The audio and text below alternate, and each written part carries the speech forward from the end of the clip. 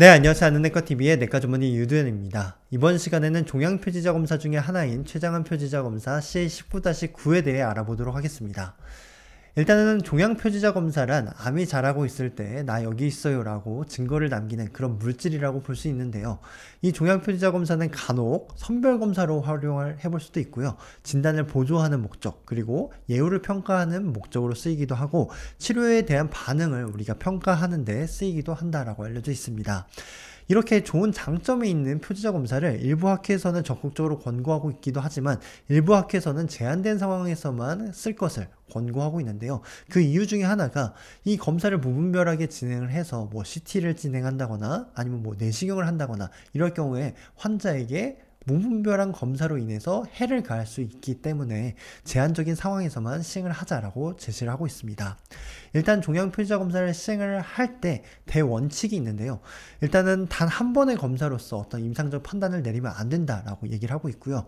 단일 검사실에서 시행한 검사 결과를 가지고 우리가 증가폭을 얘기를 해야지 A라는 검사기관과 B라는 검사기관에서 시행을 한 검사 결과 수치를 가지고 증가했는지 감소했는지를 평가해서는 안 된다라고 얘기를 하고 있고, 그리고 진단에 대한 정확도를 올리기 위해서는 여러 가지 종양 표지자 검사를 활용을 해볼 수 있을 것을 권고하고 있었습니다.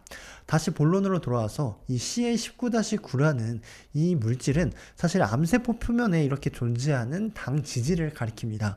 정상적으로는 췌장, 담관, 담낭이나 위상피세포에도 존재를 하지만 이 암이 발생을 할 경우에서는 종양 크기에 비례해서 증가한다라고 알려져 있습니다. CA19-9라는 물질은 췌장암 종양 표지자로 알려져 있지만 사실 췌장암을 조기에 발견하는 데 쓰이는 그런 선별검사 목적으로는 추천하고 있지는 않습니다. 그 이유는 제가 뒤에 가서 설명을 드릴 거고요.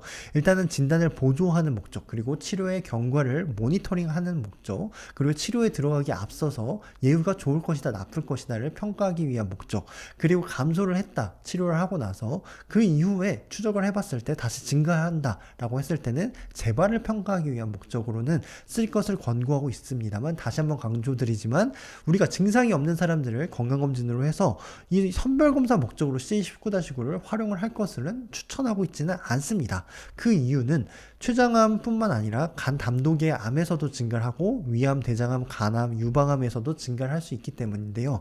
그렇기 때문에 만약에 CEA라는 물질과 CA19-9를 측정을 했을 때 이 두 수치가 같이 증가했다라면 그나마 췌장암을 진단하는 데 있어서 정확도가 약간은 올라간다라고 알려져 있습니다. 이 외에도 종양 외에도 CA19-9는 담도가 막혔다거나 아니면 담도염이나 근만성 췌장염에서도 올라갈 수도 있고요. 뭐 염증성 장질환이라든지 간이 안 좋은 경우, 그리고 폐가 안 좋은 경우에서도 올라갈 수 있고, 난소에 혹이 있다거나 심지어 자가면역 질환에서도 올라갈 수 있다라고 알려져 있습니다. 이 외에 당뇨 환자가 새롭게 당뇨가 진단됐다거나 혹은 당뇨가 이제 갑자기 조절되지 않는 경우가 있어요. 당이 갑자기 들쑥날쑥 하는 그런 경우에서도 이 CA19-9가 오를 수 있는데, 그 이유 중에 하나가 이 CA19-9가 인슐린 분비능인 이 C펩타이드와 밀접하게 연관이 있기 때문인데요. 그렇기 때문에 1형 당뇨에서 2형 당뇨보다 CA19-9가 더 높게 증가하는 경향이 있다라고 알려져 있습니다.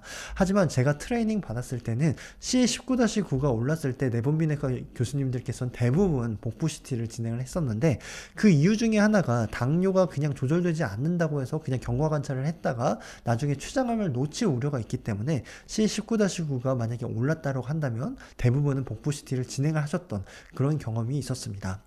다시 한번 이제 정리를 해보면 CA19-9가 올랐을 때는 만약에 수치가 증가하는 추이라 라고 했을 때는 복부 CT를 진행을 한다거나 여의치 않다면 초음파를 진행을 해볼 수 있겠고요. 만약에 수치가 그대로라면 1에서 3개월 뒤에 이제 추적을 검사를 해볼 수도 있겠지만, 일단 췌장암에 대한 여러 가지 그런 리스크를 평가를 해보면 사실 한 달 뒤에 추적 검사를 통해서 만약에 감소하지 않는다면 영상 검사를 시행을 해볼 것을 저는 추천드리고요.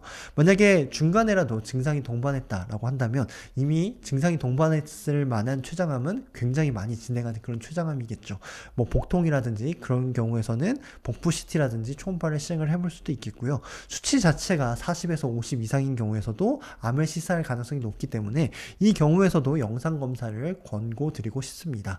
자, 이상으로 췌장암 종양표지자 검사인 CA19-9에 대해 정리를 해보았고요. 다음 시간에는 전립선 종양 표지자 검사에 대해서 알아보도록 하겠습니다. 지금까지 긴 영상 시청해주셔서 감사합니다.